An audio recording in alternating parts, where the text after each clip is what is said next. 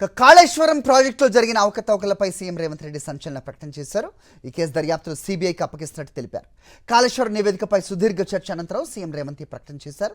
కాళేశ్వరం అవినీతి గురించి తెలియాలంటే సీబీఐతో సమగ్ర విచారణ అవసరమన్నారు ఆయన. తెలంగాణ శాసనసభలో కాళేశ్వరం ప్రాజెక్టులోని మేడిగడ్డ, అన్నారం, సుందిళ్ల బ్యారేజీల నిర్మాణం, జస్టిస్ పీసీ ఘోష్ విచారణ కమిషన్ నివేదికపై సుమారు 9:30 గంటల పాటు చర్చ జరిగింది.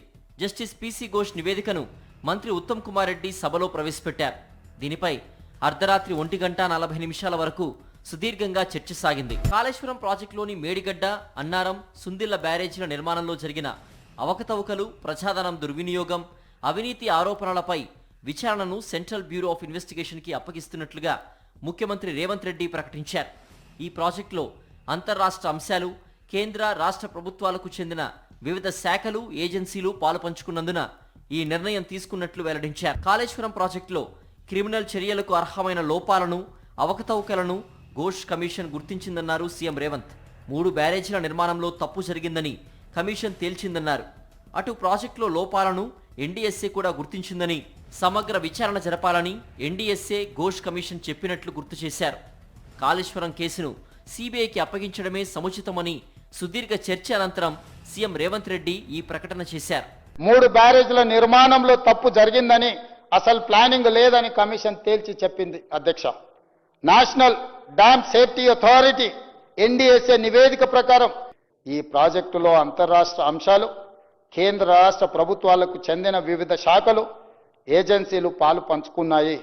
ప్రాజెక్టు డిజైన్, నిర్మాణం, ఫైనాన్సింగ్లో రాప్కోస్ వంటి కేంద్ర ప్రభుత్వ రంగ సంస్థలు, పిఎఫ్సి, ఆర్ఈసి వంటి ఆర్థిక సంస్థలు పాలు పంచుకున్నందున ఈ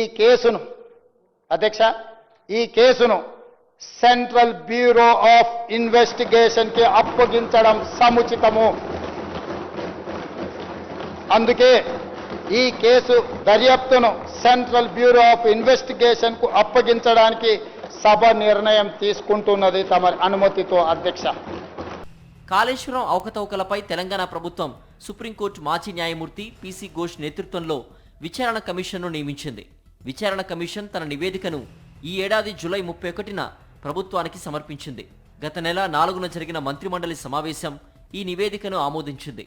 తదుపరి చర్చ జరిపేందుకు అసెంబ్లీలో ప్రవేశపెట్టాలని కేబినెట్ చేసిన తీర్మానం ప్రకారం ఈ నివేదికపై శాసనసభలో చర్చ జరిగింది. పీసీ ఘోష్ విచారణ కమిషన్ నివేదికలో క్రిమినల్ చర్యలకు అర్హమైన అనేక లోపాలు, అవకతవకలను గుర్తించింది.